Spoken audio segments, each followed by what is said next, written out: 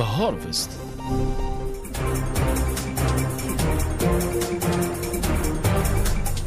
Welcome, you are listening to Ifriqiya FM. Algeria and Mozambique signed 6 agreements and memorandums of understanding in different sectors. The signing ceremony was co-chaired by Presidents Abdelmajid Tebboune and Daniel Chapo, who was on a working visit to Algeria during the opening of the Intra-African Trade Fair.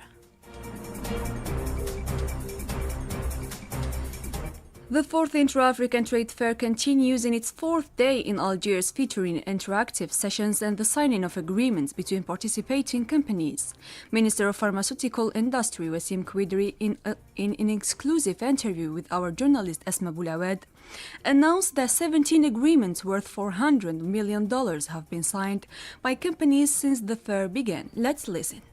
There are major projects that will be released in the African exhibition. So far, we have around $400 million. Projects worth $400 million.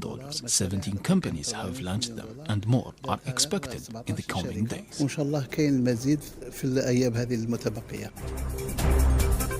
Always at the Intra-African Trade Fair, Dekhili Luthuli, advisor to the South African presidency, welcomed the forum's 4th edition, calling for concrete results. She praised Algeria's stable GDP growth and urged the inclusion of women, youth and people with disabilities in the economy, stressing the impact driving businesses are key to achieving Africa's Agenda 2063. Let's listen on Abdelmalik Bilhoushat's microphone. I am very happy that it's actually been sustained to it becoming a 4th, which means that definitely there is a need for such gatherings, especially in terms of some of the thought leaders and all the opinion makers and those who drive the economy of the continent. So for me, it's very impressive. The numbers are impressive. The participation is impressive. What I'm very keen to see, however, is the fact that it also becomes results-driven. And it has proven itself in the last couple of years in terms of being able to qualify and quantify even some of the transactions that has been happening. However, my concern is that although it seems that we are progressing from a GDP perspective in terms of the various nations, I mean, Algeria is now in the top 5 in terms of stable growth. So I'm very happy to be here, and I'm very honored to be a speaker around specifically the shift in creating purpose-driven businesses in Africa that will also contribute towards us achieving Agenda 2063.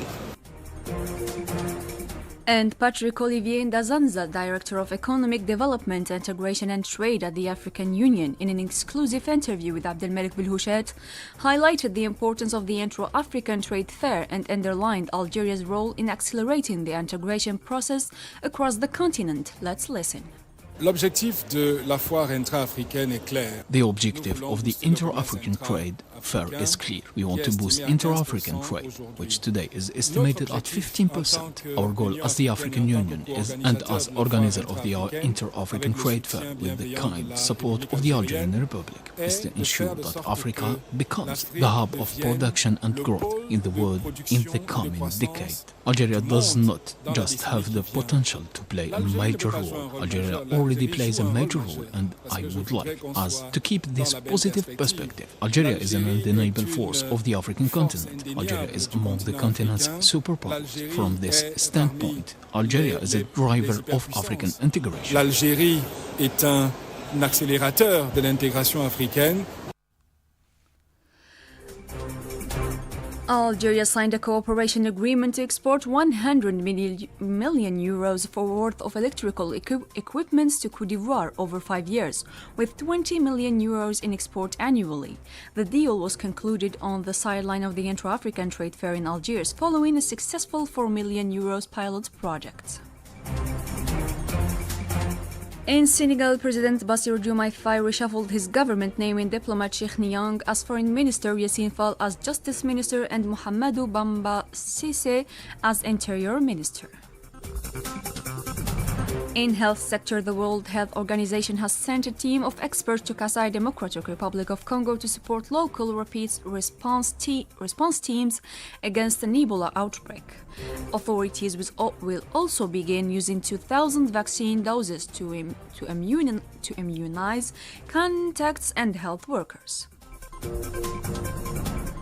In football, Nigeria edged Rwanda 1-0 in the 7th round of the 2026 World Cup qualifiers, moving to 3rd place in Group C with 10 points, 6 behind leaders South Africa and 1 behind Benin.